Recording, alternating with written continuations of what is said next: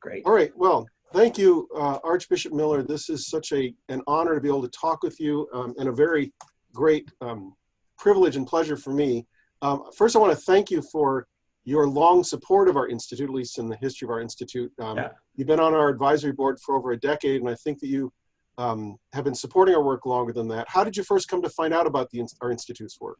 I have a feeling that someone from the institute contacted me. Must have been perhaps when I was in Rome. Well, maybe also, I think I probably reached out to you at a certain point at the beginning of my work with the institute, because of discovering your great little book, The Holy See. That little pamphlet, yeah. Oh, the little pamphlet. It's the brown book, the little brown book that we share with all the schools that we work with. It's such a wonderful initial document to initiate teachers and administrators into a Catholic view of education. One of the things that I've been surprised to discover as I've worked with Catholic schools is how few Catholic educators even know that the church has teachings about education.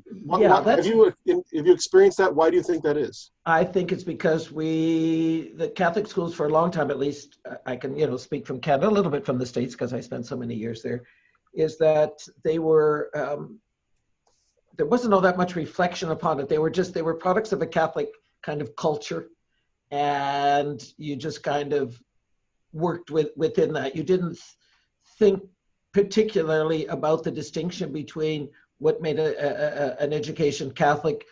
It was usually considered catechism and being, wearing uniforms, having a little better discipline, and a few of those external things. And I don't think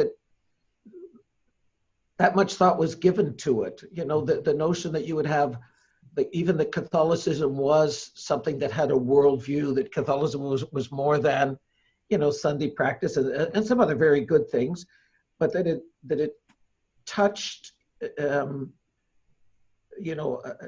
formation of a worldview of how you see things, and not just sort of the religious.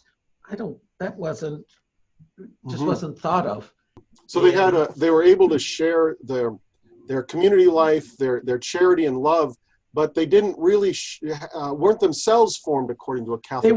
They weren't, and that's, I still think, true for many teachers in Catholic schools, even today, that they are many times products of schools of education that are, of course, secular, or even if Catholic. I think it's been not by design, but just by happenstance, that there hasn't been that much professional development, so to speak, in the area of and people have fallen back on the Catholic school as one where there's catechism.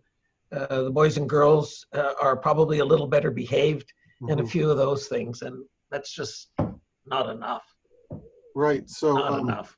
You speak in the opening section of the Holy See's teachings. You say that lay educators have to see that they have a supernatural vocation. Exactly. What do you mean by a supernatural vocation? I think that it's teaching is not just a profession. It's not just a job, of course, and most would say that. And it's not even just a profession, that it is a calling, and it's a calling that comes from the Lord. I think it's one of the charisms that St. Paul speaks about.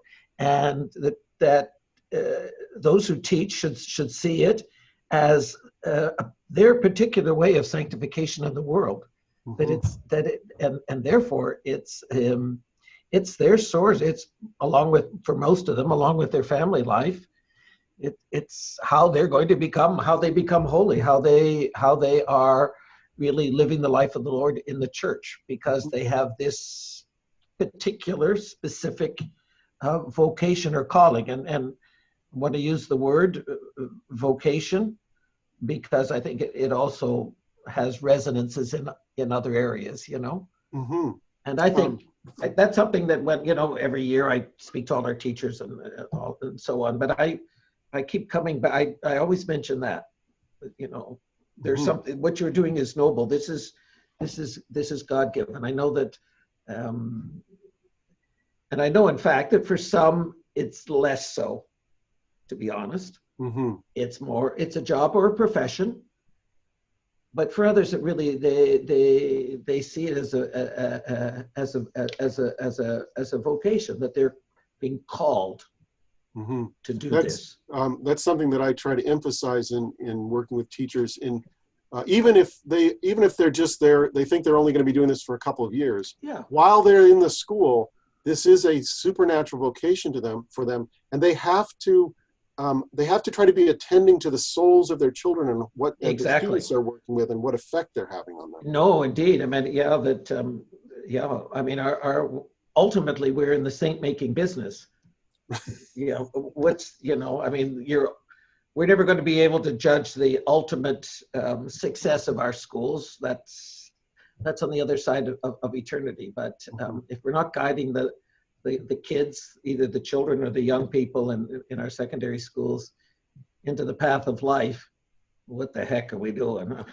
Do you think it's right that there's one of the crises about Catholic education right now is just trying to see what is unique about, what do we really have to offer that's worth the sacrifice that parents and the church has to put in to keep these schools going? I think ultimately what we have to offer, although parents probably don't think of it this way, is that we offer kids, we make available to them the great tool, so to speak, of the tradition, which will sanctify them.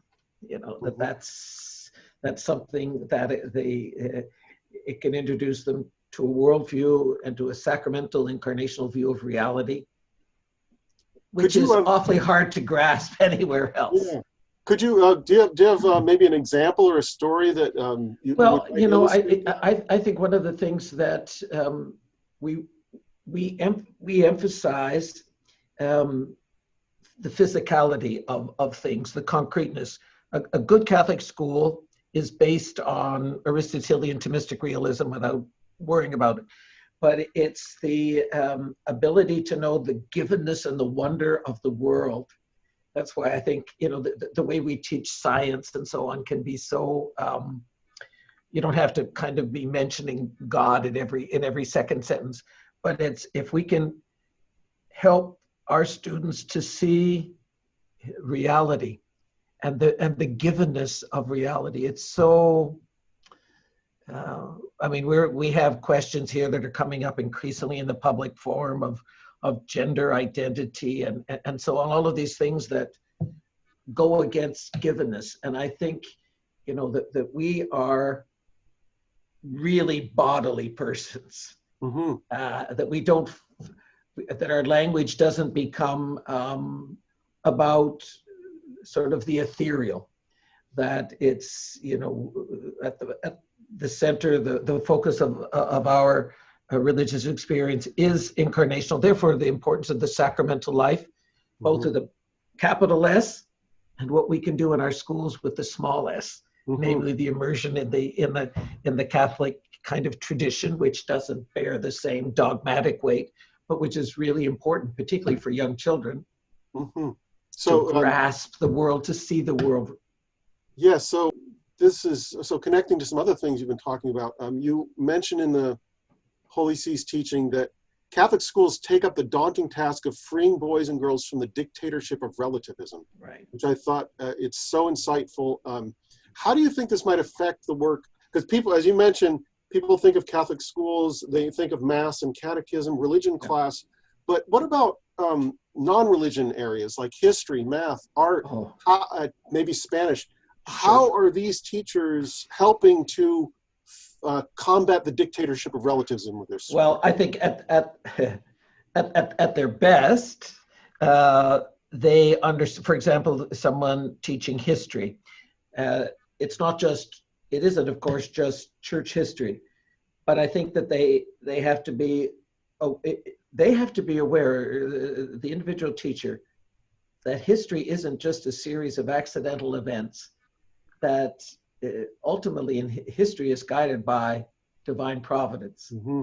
That and it's more, it's how you say things, how you approach things, that I think make a real difference in how the child both learns and actually absorbs the particular discipline. Done. Right. And one of the things that struck me is in the United States, since we're completely privately funded, Right. we have complete freedom to, Right. I mean, there are some states that have some regulations, but for the most part, we have complete freedom Right. to educate as we want to. It's a hard-won freedom. And it's very important that we don't kind of willingly put on chains of a secular viewpoint Right. by just letting the secular standards dictate how we educate. Do you think? Yeah. Yeah, no, that's and in British Columbia, in Canada, education is a provincial matter. And so in some provinces like Ontario, the biggest, 17 million people, Mm-hmm. the Catholic school system is enormous. It's totally publicly funded. Mm-hmm. The Archdiocese of Toronto probably has 300 schools or more. But they're public boards, and so their freedom is curtailed. In British Columbia, we have all independent schools, not just Catholic ones, receive 50% of the operational funding of a public school in their area. So we build our schools and they leave us alone. So people were not interested in more funding because we know it would come with ties. Very good.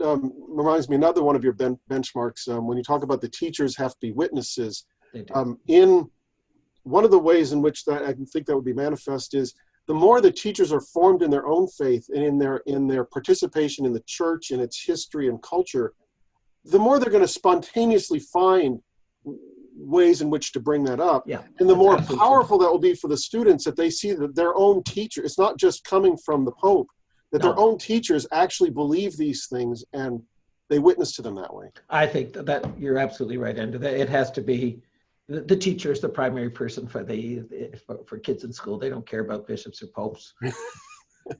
Really, I mean, they how their teacher conveys the faith and lives the faith. They get it, and they know when a teacher is putting it on or doesn't believe. Kids, they intuit that, even very, very young kids. All right, thank you so much. Okay, Andrew, thank you, Andrew. Thanks very much, and congratulations to the Institute for all the wonderful work it's doing to foster good, strong, authentic, free, and joyful Catholic education. You guys got it all. Thank you. Thank you so much, Father. Keep us in prayer. Okay, sure will. God bless.